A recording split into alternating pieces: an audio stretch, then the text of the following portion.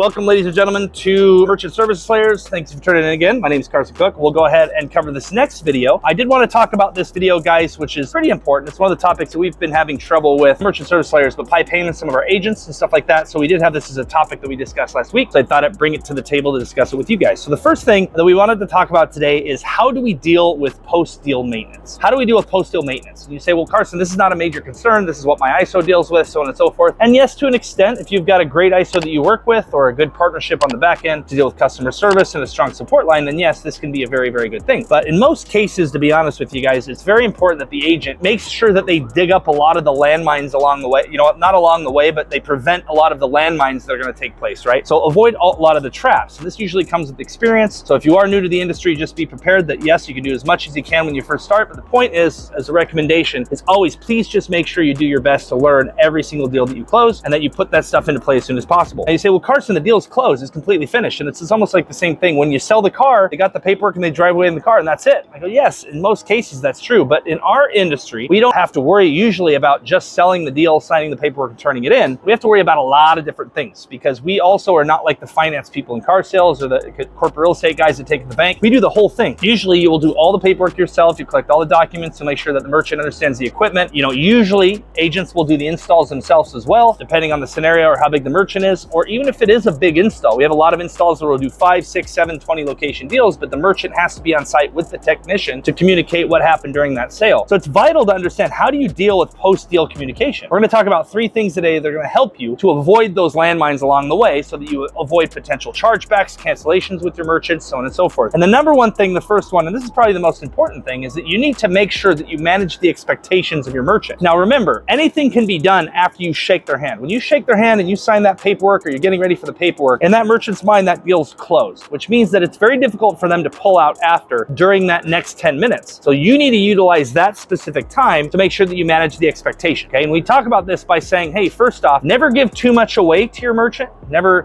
overpromise and then have the ability to underdeliver, because sometimes as a newer agent, you might overpromise to try and get the deal and make promises you can't keep, but then arrive in a situation where you're not able to deliver those because you said, well, the company said they would. Don't put yourself in that situation. Never overpromise and underdeliver. It's always better to, I would say overpromise and overdeliver, right, is what they talk about. So when you don't overpromise, promise what you have, set expectations, and then deliver what you know you can do. Okay, so first off, understanding this when you manage your merchant expectations is make sure that they understand that you are their assistant. You're the one that closed the deal, but you are not the one that handles the account in most cases. And you're probably not the best go-to guy or best line of defense when it comes to problems regarding customer service, technical support, so on and so forth. And let me give you a good example. You give the merchant the same example. You can say, well, let me ask you this. So when you walk into Verizon or you walk into AT&T, when you meet the guy that's there, he puts you on a phone, you like the phone, you download all the games on the phone, so on and so forth. If you have a problem with the phone, you call, and his name's John, you bought it from John. If for example, the screen cracks or it breaks, do you call Verizon customer service or you do call John and say, hey, John, my screen's broken. I need you to call Verizon real quick and help me fix my screen? Absolutely not. You don't do that. Or, hey, listen, I have a billing problem. I don't like this charge I downloaded an app on my phone. Verizon's going to charge me for it on my Google account. I don't like this. John, you need to fix this. Well, unfortunately, guys, in credit card processing, as you know, watching this video, and for those that are new, you're going to get into a situation where merchants will call you if they don't like the color of the buttons. They're going to call you if they don't like the weather today. They're going to call you as if you're the customer service guy. That's not the case. You don't have access to the customer service file. You can't help anybody. You're probably going to call your national accounts director, your sales manager. They don't have access to it, or they probably do, but it's not their job. So first off, to help save a lot of problems in the future, make sure that you manage a merchant's expectations and understand that anything there is technical issues, billing issues, you call into the customer service number. As soon as the equipment gets here and I come in to install it, you will have a number that you can call for any of these problems. And you say, well, then you're going to say, well, Carson, then the merchant's going to say, well, aren't you my guy? He says, of course. But let me explain. The best way to tell the truth is to say, well, there's 2 things that can happen. First off, I'm out there in the field. I'm selling merchants every day. I'm helping people just like you. I'm signing paperwork. I'm installing equipment with merchants. I do that all day long. If you call me because you don't like the button or you don't like the billing, I'm going to call my department. My department's then going to call the customer service department that you actually have the number to. They're going to give them the answer. The answer is going to come back through. And like the game telephone, it's going to probably be the wrong answer. It could be the right answer. It could be delayed. It could be 2 days late, where you could just bypass that, call customer service. We pay them to pull the computer up,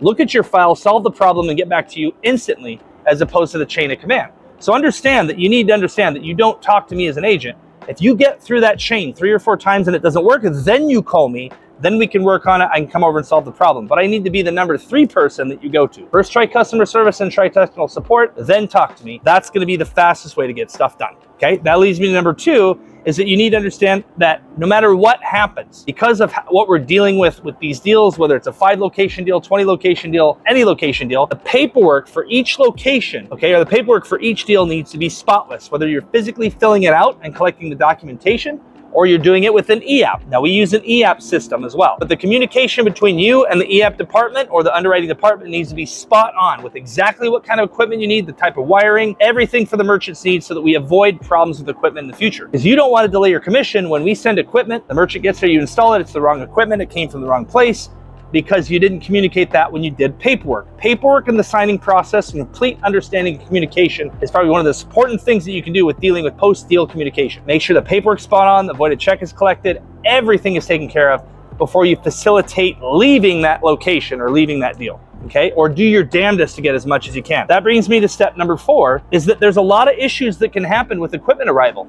Now, we do have a lot of travel agents with Pi Payments. I used to be a travel agent myself. I never used to have to deal with a lot of the installs because I was in a city every single week, and I used to go all around the country selling in every state in the United States. So I didn't have to deal with this a lot, but I did find out that it's a lot easier to deal with merchants installing in the success rate if you are there to help facilitate the install, do the install yourself, or to even help facilitate the communication between the tech and the installer. So if your company has 5 locations and they're doing all the installs, we just had a situation where Craig actually had to go help one of our managers install a 5 location deal. So he was there with the tech assisting. Now, of course, you're not necessarily doing the installing, but remember, that is more important at that current moment than any new business you have because you're securing your paycheck, you're securing your residual, and you're securing your things. So on equipment arrival, make sure after the deal's closed as well, you let the merchant know, okay, that if the equipment arrives before I call you, before you get an email or a phone call, or before you get tracking.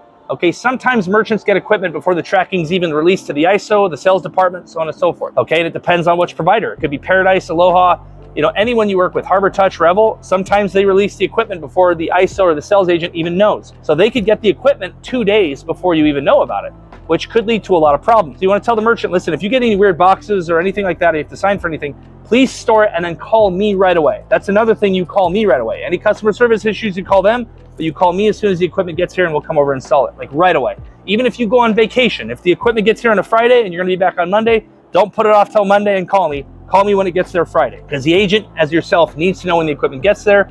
You wanna facilitate the installation and the transaction and processing as soon as possible, therefore releasing your commission as fast as possible, meaning that you're happy, the ISO's happy, and you can facilitate getting faster deals, closing more deals. So that's how you deal with post-deal communication. Super, super important. Keep that in mind, guys. Rock and roll, and I will see all you out there on the sales floor.